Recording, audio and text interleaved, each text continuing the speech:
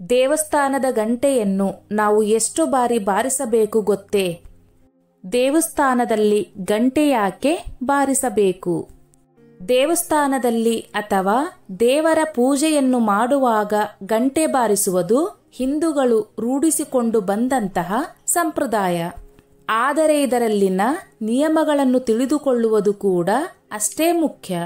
ದೇವಸ್ಥಾನದ ಗಂಟೆಯನ್ನು ನಾವು ಎಷ್ಟು ಬಾರಿ ಬಾರಿಸಬೇಕು? ದೇವಸ್ಥಾನದಲ್ಲಿ ಯಾವ ಗಂಟೆ ಬಾರಿಸಬೇಕು? ದೇವಸ್ಥಾನದ ಗಂಟೆಗೆ ಸಂಬಂಧಿಸಿದ ನಿಯಮಗಳಿವು. ಬ್ರಹ್ಮ ರಚಿಸಿದ ಬ್ರಹ್ಮಾಂಡದ ಸೃಷ್ಟಿಯಲ್ಲಿ ಧ್ವನಿಗೆ ಪ್ರಮುಖ ಪಾತ್ರವನ್ನು ನೀಡಲಾಗಿದೆ. ಗಂಟೆಯ ಶಬ್ದವನ್ನು ಸೃಷ್ಟಿಯ ಉಗಮದ ಸಂಕೇತವೆಂದು ಪರಿಗಣಿಸಲಾಗುತ್ತದೆ. ಅಂದರೆ ಸೃಷ್ಟಿ ಉಗಮಗೊಳ್ಳುವಾಗ ಗಂಟೆಯ ಶಬ್ದ ಇತ್ತು ಎಂದು ಹೇಳಲಾಗುತ್ತದೆ. ಬ್ರಹ್ಮಾಂಡದಲ್ಲಿ ಗಂಟೆಯ ರೂಪದಲ್ಲಿ ನಿರಂತರವಾಗಿ ಪ್ರಸ್ತುತವಾಗಿರುವ ಶಬ್ದವು ಓಂಕಾರ ಅಥವಾ ಓಂನಂತಿದೆ. ಇದು ಈ ಮೂಲಭೂತ ಅಂಶವನ್ನು ನಮಗೆ ನೆನಪಿಸುತ್ತದೆ. ಗಂಟೆಯ ಶಬ್ದ ಅಥವಾ ಗಂಟೆಯನ್ನು ಸಮಯದ ಸಂಕೇತವೆಂದು ಪರಿಗಣಿಸಲಾಗಿದೆ. ಪ್ರಳಯದ ಸಮಯದಲ್ಲಿ ಇದೇ ರೀತಿಯ ಧ್ವನಿ ಕಾಣಿಸಿಕೊಳ್ಳುತ್ತದೆ ಎನ್ನುವ ನಂಬಿಕೆಯಿದೆ. ಈ ವೇಳೆ ನಮ್ಮ ಸುತ್ತಲೂ ಗಂಟೆಗಳ ಸದ್ದು ಕೇಳಿಸುತ್ತದೆ. ಅದಕ್ಕಾಗಿಯೇ ದೇವಾಲಯದಲ್ಲಿ ಗಂಟೆಗಳನ್ನು ಸ್ಥಾಪಿಸುವ ಸಂಪ್ರದಾಯವಿದೆ. ಇಷ್ಟು ಮಾತ್ರವಲ್ಲ, ಇನ್ನು ಸಾಕಷ್ಟು ಕಾರಣಗಳಿವೆ. ನಾವು ದೇವಸ್ಥಾನಕ್ಕೆ ಹೋದಾಗ ಎಷ್ಟು ಬಾರಿ ಗಂಟೆ ಬಾರಿಸಿ ನಂತರ ದೇವಾಲಯವನ್ನು ಪ್ರವೇಶಿಸಬೇಕೆಂಬುದು ನಿಮಗೆ ತಿಳಿದಿದೆಯೇ? 1. ಗಂಟೆ ಬಾರಿಸುವುದರಿಂದಾಗುವ ಪ್ರಯೋಜನಗಳಿವು. ಸ್ಕಂದ ಪುರಾಣದ ಪ್ರಕಾರ ದೇವಸ್ಥಾನಕ್ಕೆ ಅಥವಾ ದೇವಾಲಯಕ್ಕೆ ಭೇಟಿ ನೀಡಿದಾಗ ನಾವು ಗಂಟೆಯನ್ನು ಬಾರಿಸುವುದರಿಂದ 100 ಜನ್ಮಗಳ ಪಾಪಗಳಿಂದ ಪರಿಹಾರವನ್ನು ಪಡೆದುಕೊಳ್ಳುತ್ತೇವೆ. ಗಂಟೆ ಬಾರಿಸುವುದರಿಂದ ನಿಮಗೆ ನೀವು ನಿಂತ ಸ್ಥಳದಲ್ಲಿ ದೇವರ ಇರುವಿಕೆಯನ್ನು ಅನುಭವಿಸುತ್ತೀರಿ. ನಿರಂತರವಾಗಿ ಗಂಟೆ ಬಾರಿಸುವ ಮೂಲಕ ನಕಾರಾತ್ಮಕ ಶಕ್ತಿಗಳನ್ನು ನಾಶವಾಗುತ್ತದೆ. ನಕಾರಾತ್ಮಕತೆಯಿಂದ ಮುಕ್ತರಾಗುವುದರಿಂದ ನಮ್ಮನ್ನು ಸಮೃದ್ಧಿಯತ್ತ ಕರೆದುಕೊಂಡು ಹೋಗುತ್ತದೆ. 2. ಗಂಟೆಯನ್ನು ಎಷ್ಟು ಬಾರಿ ಬಾರಿಸಬೇಕು? ದೇವಾಲಯವನ್ನು ಪ್ರವೇಶಿಸುವಾಗ ಗಂಟೆಯನ್ನು ನಿಧಾನವಾಗಿ 3 ಅಥವಾ 5 ಬಾರಿ ಬಾರಿಸಬೇಕು. ಗಂಟೆ ಬಾರಿಸುವಾಗ ಜೋರಾಗಿ ಅಥವಾ ಪದೇ ಪದೇ ಬಾರಿಸುತ್ತಲೇ ಇರಬಾರದು. ಇನ್ನೊಂದು ವಿಚಾರವೇನೆಂದರೆ ದೇವಸ್ಥಾನದಲ್ಲಿ ದೇವರ ದರ್ಶನ ಮಾಡಿಕೊಂಡು ಹಿಂದಿರುಗಿ ಬರುವಾಗ ಗಂಟೆಯನ್ನು ಬಾರಿಸಬಾರದು. 3. ಪೂಜೆಯಲ್ಲಿ ಗರುಡ ಗಂಟೆ. ಗರುಡ ಗಂಟೆ ಚಿಕ್ಕದಾಗಿದ್ದು ಒಂದು ಕೈಯಿಂದ ಬಾರಿಸಬಹುದು.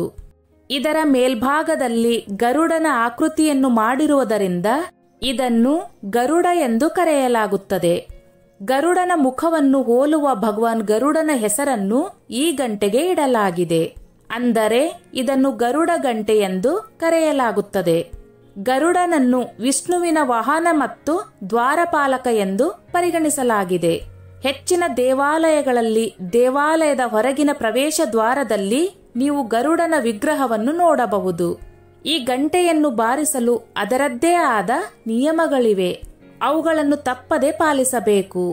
ಬೆಳಗ್ಗೆ ಮತ್ತು ಸಂಜೆ ಮಾತ್ರ ಗಂಟೆ ಬಾರಿಸಬೇಕೆಂಬ ನಿಯಮವಿದೆ. ಅದು ಲಯಬದ್ಧವಾಗಿರಬೇಕು. ಗರುಡ ಗಂಟೆ ಬಾರಿಸುವ ಸ್ಥಳಗಳಲ್ಲಿ ಯಾವುದೇ ನಕಾರಾತ್ಮಕತೆ ಇರುವುದಿಲ್ಲ ಎನ್ನುವ ನಂಬಿಕೆಯಿದೆ. ದೇವಸ್ಥಾನದಲ್ಲಿ ಗಂಟೆ ಯಾಕೆ ಬಾರಿಸಬೇಕು? ದೇವತೆಗಳ ಆಗಮನ ಮತ್ತು ದುಷ್ಟ ಶಕ್ತಿಗಳ ನಿರ್ಗಮನಕ್ಕಾಗಿ ದೇವತೆಯ ಆಹ್ವಾನೆಯ ಸಂಕೇತವಾಗಿ ನಾವು ಗಂಟೆಯನ್ನು ಬಾರಿಸುತ್ತೇವೆ. ನಮ್ಮ ಮನಸ್ಸು ಯೋಚನೆಗಳ ಆಗಾರವಾದರೆ ಮೆದುಳು ಯೋಚನೆಗಳ ಸಂಗ್ರಹ ಕೊಠಡಿ. ಪ್ರತಿಯೊಂದು ಕ್ಷಣವೂ ನಮ್ಮ ಮೆದುಳು ಏನಾದರೂ ಲೆಕ್ಕಾಚಾರವನ್ನು ಮಾಡುತ್ತಲೇ ಇರುತ್ತದೆ.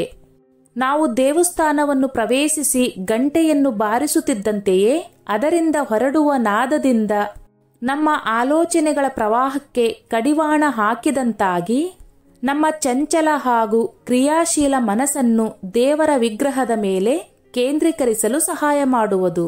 ಸಾಮಾನ್ಯವಾಗಿ ಗಂಟೆಗಳನ್ನು ಮಿಶ್ರ ಲೋಹಗಳಿಂದ ಅಂದರೆ ಕ್ಯಾಡ್ಮಿಯಂ, ಸತ್ತು, ತಾಮ್ರ, ಸೀಸ್, ನಿಕೆಲ್, ಮ್ಯಾಗ್ನಿಸಿಸ್ ಮತ್ತು ಕ್ರೋಮಿಯಂನಿಂದ ತಯಾರಿಸಲಾಗುತ್ತದೆ. ಅತಿ ಹೆಚ್ಚಿನ ಕಂಪನ ಪಡೆಯಲು ಒಂದು ನಿಖರವಾದ ಅಳತೆಯಲ್ಲಿ ಹಲವು ಲೋಹಗಳನ್ನು ಮಿಶ್ರಣ ಮಾಡಲಾಗುತ್ತದೆ. ಪರಿಣಾಮವಾಗಿ ಘಂಟಾನಾದ ಹೆಚ್ಚು ಹೊತ್ತಿನವರೆಗೆ ಹಾಗೂ ಹೆಚ್ಚು ದೂರದವರೆಗೆ ಕೇಳಿಸಲು ಸಾಧ್ಯವಾಗುತ್ತದೆ.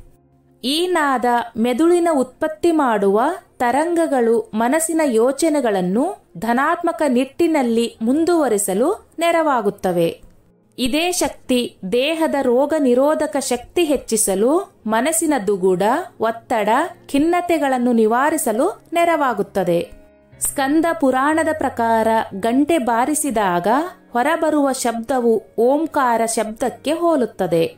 ಆದ್ದರಿಂದ ದೇವಸ್ಥಾನದಲ್ಲಿ ಅಥವಾ ಪೂಜೆಯ ಸಮಯದಲ್ಲಿ ಗಂಟೆ ಬಾರಿಸಿದಾಗ ಅದರಿಂದ ಹೊರಬರುವ ಸದ್ದು ಓಂಕಾರಕ್ಕೆ ಸಮನಾಗಿರುತ್ತದೆ ಮತ್ತು ಓಂಕಾರ ಉಚ್ಚಾರಣೆಯ ಪುಣ್ಯವೇ ಪ್ರಾಪ್ತಿಯಾಗಲಿದೆ ಎನ್ನುವುದು ನಂಬಿಕೆ. ಪುರಾಣಗಳ ಪ್ರಕಾರ ಗಂಟೆಯ ನಾಲಿಗೆಯಲ್ಲಿ ಸರಸ್ವತಿ, ಶಿವನು ಉದರ ಭಾಗದಲ್ಲಿ, ಮುಖದಲ್ಲಿ ಬ್ರಹ್ಮ, ಕೊನೆಯ ಭಾಗದಲ್ಲಿ ವಾಸುಕಿ, ಹಾಗೆಯೇ ಮೇಲಿರುವ ಇಡೀ ಭಾಗದಲ್ಲಿ ಪ್ರಾಣಶಕ್ತಿ ಇರುತ್ತದೆ.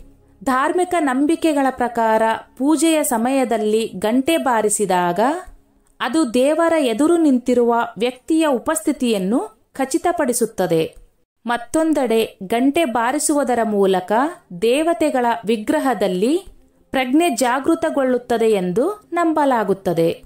ಗಂಟೆ ಬಾರಿಸುವುದರ ಮೂಲಕ ವ್ಯಕ್ತಿಯ ಮನಸ್ಸಿನಲ್ಲಿ ಧಾರ್ಮಿಕ ಭಾವನೆಗಳು ಉದ್ಭವಿಸುವುದರ ಜೊತೆಗೆ ಗಂಟೆಯ ಶಬ್ದವು ಪರಿಸರವನ್ನು ಶುದ್ಧೀಕರಿಸುತ್ತದೆ. ಗಂಟೆಯ ಸದ್ದು ವಾತಾವರಣದಲ್ಲಿ ಕಂಪನಕ್ಕೆ ಕಾರಣವಾಗುತ್ತದೆ. ಅದು ಆ ಪ್ರದೇಶದಲ್ಲಿ ಇರುವ ಹಾನಿಕಾರಕ ವೈರಸ್ಗಳು, ಬ್ಯಾಕ್ಟೀರಿಯಾ ಮತ್ತು ಸೂಕ್ಷ್ಮ ಜೀವಿಗಳನ್ನು ನಾಶಪಡಿಸುತ್ತದೆ.